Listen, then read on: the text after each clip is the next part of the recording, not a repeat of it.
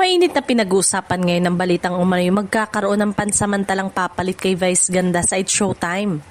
Maraming taga-subaybay ng programa ang naging interesado sa issue matapos mapansin ang kanyang pagkawala sa ilang episode, dahilan upang umusbong ang iba't ibang usapin tungkol sa magiging takbo ng noontime show.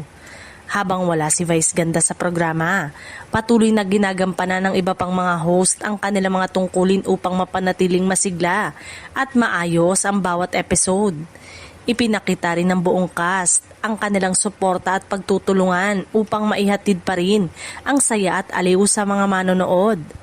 Ayon sa mga ulat na kumakalat online, may posibilidad na magtalaga ang programa ng isang pansamantalang host upang makatulong sa pamumuno ng ilang segment habang wala si Vice.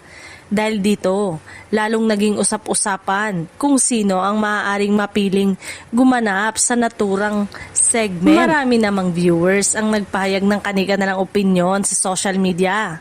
May ilan na bukas ang sa ideya na magkaroon ng pansamantalang host, habang ang iba naman ay nagsasabing kakaiba pa rin ang enerhiya at karismang na ibibigay ni Vice Ganda. Sa kabila ng mga pagbabagong napapansin ng publiko, nananatiling suportado ng mga tagahanga ang buong It's Showtime family. Patuloy na lang hinihintay ang susunod na mga kaganapan at mga muling paglabas ni Vice sa noontime show.